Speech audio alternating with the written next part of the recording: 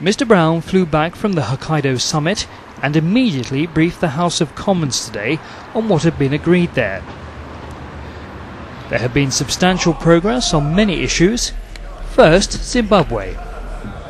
In the face of the deepening tragedy in Zimbabwe, the intimidation and deaths, the violation of human rights, the detention of political prisoners, the G8 made clear that we do not accept the legitimacy of the Mugabe government and that the UN Secretary-General should now appoint a special envoy both to report on the deterioration of human rights and to support regional mediation efforts to bring about change. The G8 also called for the immediate resumption of humanitarian aid, essential to preventing further suffering and loss of life, and we resolved that we would take further steps to take financial and other measures against those individuals responsible for the violence. As the House knows, we have followed this up immediately with a UN Security Council resolution now being discussed in New York. We propose an international arms embargo on Zimbabwe, including a ban on all supplies of any arms, weapons, ammunition and military equipment, and we list in the resolution 14 named members of the Mugabe inner cabal against whom travel and financial sanctions should be imposed by the whole international community. And we have now set in train work to identify in Africa, Asia, America and Europe, through a forensic assessment, both the physical assets and the bank accounts and finances of those 14 people. The UN resolution will also establish a committee to monitor the operation of these sanctions.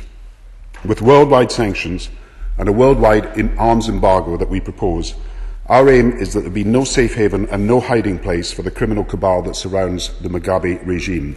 And now that the G8 has taken its decision, we propose that the United Nations now puts the full weight of the international community in isolating an illegitimate government.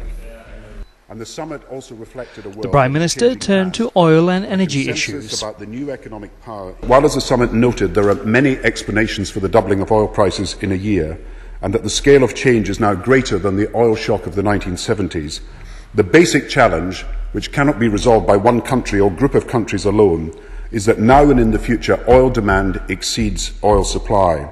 So while governments are taking action domestically, Britain with special winter payments, new help for low-income families, the G8 agreed that the global conditions for ensuring a more stable international energy market are first expanding nuclear power, with the International Energy Agency suggesting we will need 1,000 new nuclear power stations over the next 4 decades.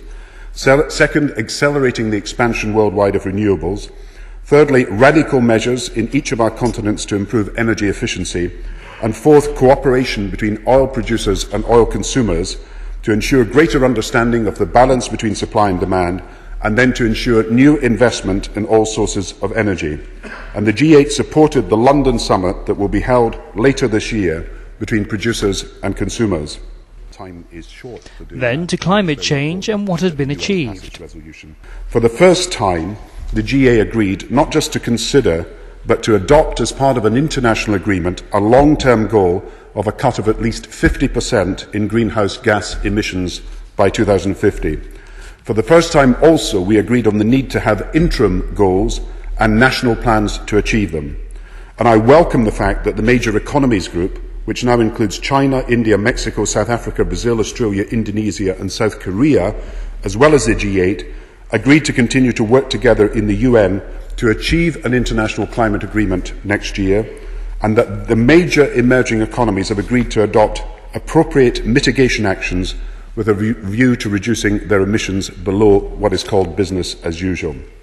As a measure of our shared commitment to meet these challenging goals, the G8 also agreed to 25 recommendations on energy efficiency standards, including agreement that each country will put in place car and consumer goods standards, standards that we said that if implemented globally could cut global oil consumption by 15%, energy-related carbon emissions by 20%, and that is the equivalent of all the emissions of the USA and Japan combined. There is sure to be more discussion inside these chambers in the future on these agreements.